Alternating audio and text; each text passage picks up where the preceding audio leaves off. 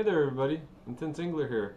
This segment today is going to be a follow-up to a little series that we just put together on springtime catfishing. In this one, I'm going to show you a new method that I use on these pre-spawn catfish. It puts a lot of fish in the boat and provides a lot of action. I really think you're going to like it. Hope you get something out of it. So what we're going to do is I'm going to show you a little bit of the action here and give you kind of an idea of what we're doing out there. And then we'll get you back here and we'll talk a little bit about it and see what you think.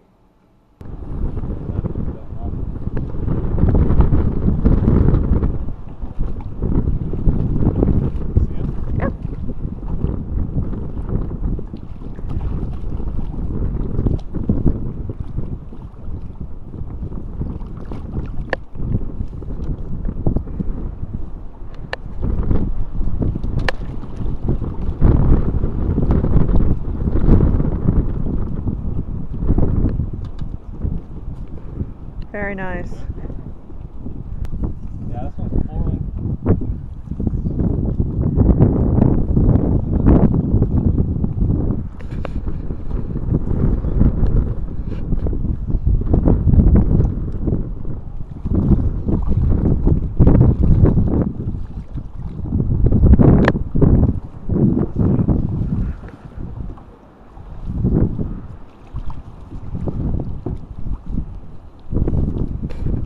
What happens when you have two poles in the water? What's that? That's what happens when you have two poles in the water.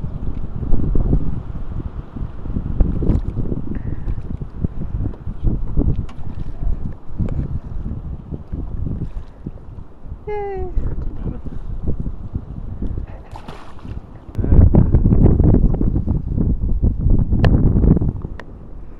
Just got a fish on. She just cast out about, what, 30 seconds later. Fish on. Just fishing these shallow flats on windy days works out awesome. Yeah. Not bad. It's cold. Is it? Water's pretty cold. Hold on, let me see. Pretty good shot. Oh, nice fish. Yep. Oh, there's fish on.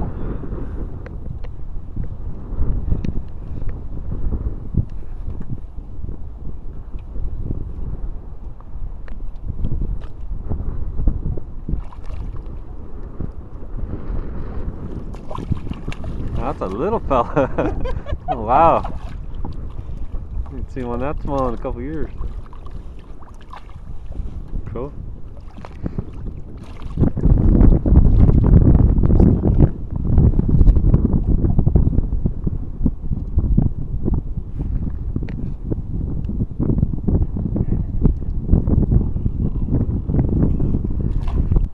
Cool.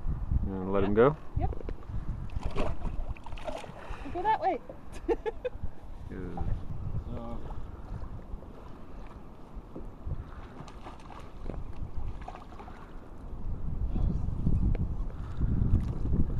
I think he jumped right over your line. He did. Yeah, he's not special, well, 3-pounder or two. Well, as you can see, we put a few fish in the boat, had a lot of fun out there, and even managed to catch one that was pretty decent, over 10 pounds. I'll give you a little shot of him here in a minute. But first I wanted to talk to you about how we do this whole thing. Try to keep it short. I tend to ramble sometimes, so bear with me here. But anyway, what we're doing is, like I said, it's still springtime. It's a little further along. It's early May right now. I think it was late April when we shot those clips. So we're still in spring. Spring's about in full bloom now. And the reason we're switching up tactics now is that spring is a little bit farther along. And what we're experiencing now, if you saw in the video, is pretty serious runoff. The rivers are really blown out, above flood stage in some cases. And so a lot of people think that that is one of the toughest times of the years to fish because I guess lots of reasons. You know, there's a lot of debris floating down the water. There's just so much water, you know, it's almost like, you know, where do you start, where do you fish, you know. and the fish just aren't in the same locations that they are the entire rest of the year. You know, they're doing something completely different right now, and that's kind of at the core of this tactic here, this approach that we use. So, like I said, early spring, we're still in pre-spawn. The fish are still, you know, trying to figure out what's going on, trying to feed a little bit, you know, get going, get geared up, and so anyway, what they're doing is they're avoiding all of that heavy current. They don't want that heavy current right now. The catfish as a species always like current, and because it brings the food to them, they're built for current, but they will avoid it just like the rest of us. You know, we want an easy meal, you know, so they're going to avoid it if they can, let the food come to them. You know, it's part of nature. So anyway, what we're looking for is these shallow flats, okay? And what these are, the purpose of this is that it's getting the fish up out of these the deeper water that they're in, and it's allowing them to roam these flats searching for food that's washed in there, okay? Now, this could be behind the tip of an island, and, you know, as long as you got a shallow flat that's fairly consistent, running out of ways, you know, it doesn't need to be huge. It could be 20 yards. The bigger the better in my experience. You know, if you got a 100, 200 yard flat, wider, you know, the bigger the flat, you know, with reduced current, almost no current in this situation, the better. It could also be a flooded area, you know, an area that typically doesn't have water in it the majority of the year, that just happens to at this time of the year. You know, a shallow depression, maybe it has some grass, some weeds, a little bit of standing timber in it, and it just is flooded right now. There's a lot of food, a good food source in there right now, so the fish will come up in there. And these areas are actually fairly harder to come by, I guess I would say, at this time of year. Because of the current. And like I said, you're looking for areas with reduced current flow. It's not just the shallow aspect. So what I'm looking for is 1 to 2 feet of water, virtually no current, preferably some place that food is still going to be presented to the fish. Now, if it's behind an island, you've got current coming from both sides, so you're going to get some food washing up onto these flats. Now, if it's a flooded area, there's going to be food that's unavailable the majority of the year that happens to be a new food source right now, so fish are going to come up into there. So that's what I'm looking for there. If you noticed in the video, I'm sure you saw it was pretty windy. In fact, the clip that I was explaining my approach on this, I shot that day on the water, but the wind completely drowned out the audio on that, so I'm sorry about that. But the wind does help a lot because these fish are so shallow right now that they're going to be kind of wary, you know, when the boat pulls up over them or just whatever. They're a little bit warier, so they're not as aggressive. When you get a little bit of wind blowing in there, disturbs the surface of the water a little bit, the fish are a lot more comfortable. They're going to remain aggressive. They're going to keep biting, okay? It's not mandatory that you have wind. It just makes it that much better. So, you know, what I'm looking for is, like I said, really high water that's going to push these fish up and congregate them in areas where they normally wouldn't be. I'm looking for 1 to 2 feet of water. I'm looking for a food source, and I'm looking for a little bit of wind. If I don't have the wind, I can do without it. The fish are still going to be there. I just need to be a little bit more careful in my presentations and my approach. So anyway, that's pretty much how I go about it in the situations. As far as baits go, you know, I still do the cut bait thing. That's my #1 thing. You know, a bait that is indigenous to the area is always the best in my book. Now, with that said, use what works for you. You know, whatever has worked in your experience or in your area, use that. You know, new night crawlers have worked well for me. I always tend to shy away from the so-called stink baits and the dough baits, things like that. Like I said, I like natural baits myself. Doesn't mean anything else doesn't work. Like I said, whatever works for you. So, you know, good bait. Presentation, I keep it simple. For me, that means just a basic slip rig with maybe a 1/2 to a 1/4 ounce, you know, egg sinker. Some scenarios, I'll go with just clamping on a split shot or two, you know, a couple feet above the line, getting that out there to the fish. Occasionally, if I've got a big enough flat, you know, maybe a 100-yard flat, you know, 50 yards wide, I'll do just a slip float, you know, do a slip float, let my bait come down about a foot, 1.5 feet, or whatever the water depth happens to be, and just let that kind of, you know, go around the flat a little bit. Now, what I've found in my experience is when the fish are there, you really don't need to go through too much. They're going to be there, and they're going to be there in quantity, and they're going to be aggressive. So you're going to cast out, you're going to catch a lot of fish. All the fish that we caught on that particular trip that I showed you were in just 2 locations. The fish were just there. I mean, I think on the first spot we tried, we were there probably 20 minutes and pulled a dozen fish. Just boom, boom, boom, boom, boom. You know, really great technique. It works really well for me. So I'm going to show you this bigger fish that we caught now, and I'm going to quit yapping here. It's what I do best. So anyway, I'll show you a little bit more action, and we'll wrap this up.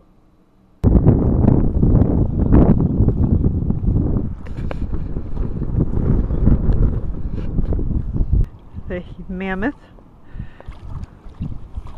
Yeah? Yes. Definitely a 10. That's definitely a big, nice fish. Oh yeah. Is it You see that big head? Oh yeah. That's a 10. That's a nice fish. Is he fit in the frame? Barely. I have to go that way. Okay. Alright. There. Look at that. Damn, he's going on the scale. Oh, I can't see him anymore, sorry. I just got this one off the scale. He's 12 solid, so Look at that. how's that fish, huh? Gee. Is that a good one? That's a good one. Alright, so Release. on the release. Put Woohoo! up a good fight. Alright, another fish on. And this is like, what, 6th, 7th fish in 15 minutes sitting on this flat here. Just, like I said, these windy days really concentrate them on these points and flats like that, especially with the water level this high. That's flying in now. They're giant, but they're fighting good today. They're aggressive, you know.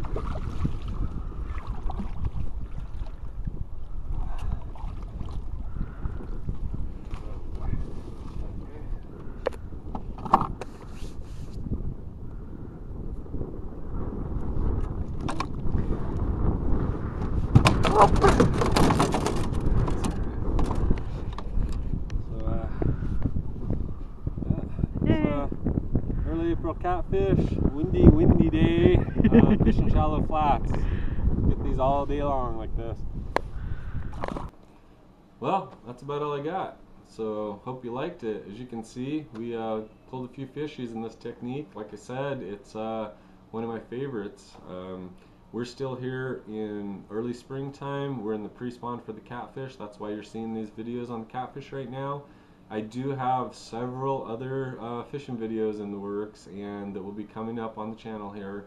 And I'm definitely not just into catfishing. I love all kinds of fish, from these catfish to the panfish to trout, you know, to even the so-called trash fish. I'm an equal opportunity fisher, so I just like to catch fish.